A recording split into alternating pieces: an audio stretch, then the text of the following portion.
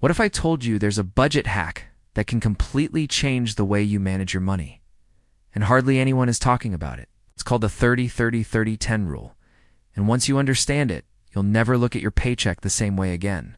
Stick around, because by the end of this video, you'll know exactly how to use it to save, invest, and still enjoy life starting today. Step 1. What is the 30-30-30-10 rule? Let's start with the basics. The 30-30-30-10 rule is a simple way to divide your income, so every dollar has a purpose.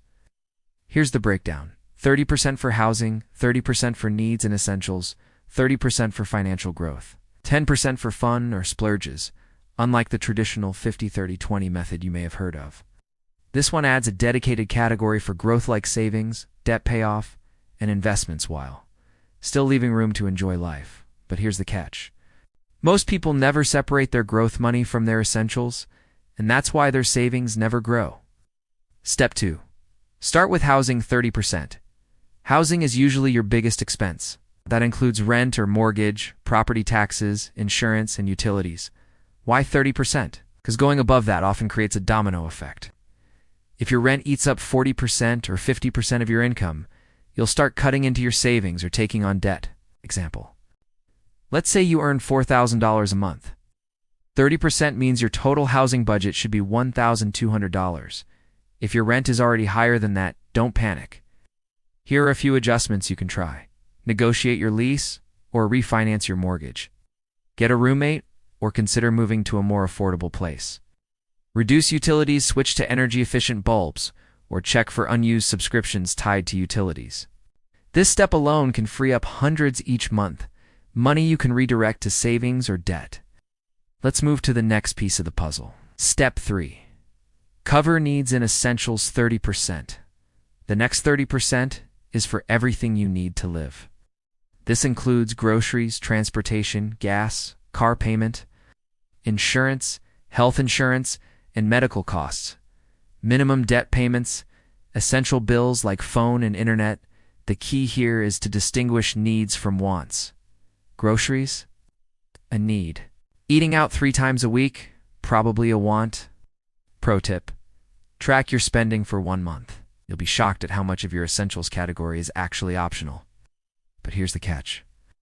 If you consistently overspend here, it will squeeze out your growth money, and that's what keeps you stuck in the same place financially. Step 4. Financial growth 30%. This is what makes the 30-30-30-10 rule so powerful. A full 30% of your income goes toward building your future. Here's what counts as financial growth. Savings, emergency fund, or big purchases. Investments, 401k, Roth IRA, index funds, extra debt payments beyond minimums. Side hustle investments like online courses or small business tools. Example, if you make $4,000 a month, that's $1,200 going directly to your future. Start by building an emergency fund of at least 3 to 6 months of expenses. Then, increase your retirement contributions or pay down high-interest debt. You can even split this 30% into smaller chunks. 15% investments, 10% savings, 5% debt payoff. But here's the catch. Many people skip this step because they think they don't earn enough. In reality, prioritizing growth even in small amounts creates the habits that build wealth over time. Step 5. Fun money, 10%. Now for the best part, 10% is guilt-free spending. This is where you put money aside for dining out, travel, hobbies, shopping, splurges. The 10% rule keeps you from feeling deprived. Because if you cut out all fun, you'll eventually binge spend and wreck your budget. Example, if you're earning $4,000 a month, that's $400 you can spend however you want. No guilt, no second guessing. But here's the catch. If you overspend in this category, it can snowball into credit card debt and doing all your hard work. Step 6. Adjusting the rule to fit your life. No budgeting rule is one size fits all. The 30-30-30-10 is a guideline, not a prison sentence. If your housing costs are higher because of your city, you can shift percentages temporarily. For example, 35% housing, 25% needs, 30% growth, 10% fun.